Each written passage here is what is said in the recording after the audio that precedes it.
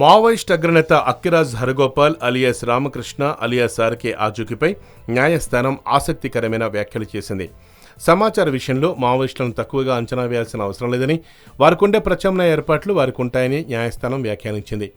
ఇంతకు ఆర్కేను ప్రాణాలతో పట్టుకున్నారా, ఎన్కౌంటర్లో చనిపోయారా అనే విషయాన్ని స్పష్టం చేయాలని హైకోర్టు ఆంధ్రప్రదేశ్ పోలీసుల్ని ఆదేశించింది.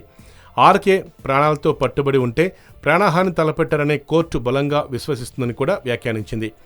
పోలీసులు అక్రమంగా నిర్బంధించిన తన భర్తను కోర్టులో ప్రవేశపెట్టాల్సిందిగా ఏపీ పోలీసుల్ని ఆదేశించాలని కోరుతూ మావోయిస్టు పార్టీ అగ్రనేత రామకృష్ణ అలియాస్ ఆర్కే భార్య కందుల శిరీష సోమవారం హైకోర్టులో హెబియస్ కార్పస్ పిటిషన్ దాఖలు చేశారు.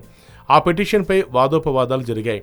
ఆర్కే పోలీసుల అదుపులోనే ఉన్నాడని, ఎన్కౌంటర్లో ఆర్కే గన్మెన్ చనిపోయారని, తీవ్రంగా గాయపడ్డ ఆర్కే మరికొందరు జాడ తెలియకుండా పోయిందని, వారిని ఏపీ పోలీసులే అక్రమంగా నిర్బంధించారని, చిత్రహింసలకు గురిచేసి మరో ఎన్కౌంటర్లో చనిపోయినట్లు చూపే ప్రమాదం ఉందని పిటిషనర్ తరపు న్యాయవాది రఘునాథ్ ఆరోపించారు. పోలీసుల అదుపులో ఉన్న మావోయిస్టులను తక్షణమే కోర్టులో ప్రవేశపెట్టాల్సిందిగా ఆదేశించాలని కోరారు. పిటిషనర్ల తరపు వాదనలు విన్న justice CV Nagarjuna Reddy, justice MSK జైస్వాల్తో కూడిన హైకోర్టు బెంచ్ వారు పోలీసుల అదుపులోనే ఉన్నారని మీరు ఎలా చెప్పగలుగుతున్నారని ప్రశ్నించారు. ఎన్కౌంటర్ మృతుల్లో ఆర్కే గన్మెన్, ఆయన కుమారుడు మున్నా ఉన్నారని, ఈ విషయాన్ని పోలీసులే నిర్ధారించారని న్యాయవాది రఘునాథ్ తెలిపారు. ఆర్కేతో పాటు మరికొంతమంది మావోయిస్టులను పోలీసులు నిర్బంధించారని ఆ పార్టీ ఒక బహిరంగ లేఖ ద్వారా ప్రకటించిందని కూడా తెలిపారు.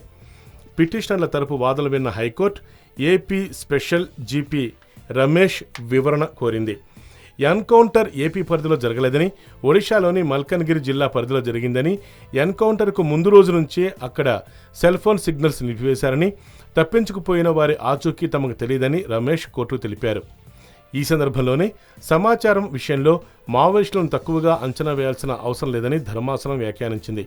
అన్నిటికన్నా మనిషి ప్రాణాలు చాలా ముఖ్యమని, అతను మావోయిస్టా మరొకరా అనేది అప్రస్తుతమని హైకోర్టు వ్యాఖ్యానించింది. ప్రజల ప్రాణాలకు తగిన రక్షణ కల్పించడమే ప్రభుత్వాల ప్రధాన ధ్యేయమని కూడా హైకోర్టు హితవు పలికింది. YoYo news, Hyderabad.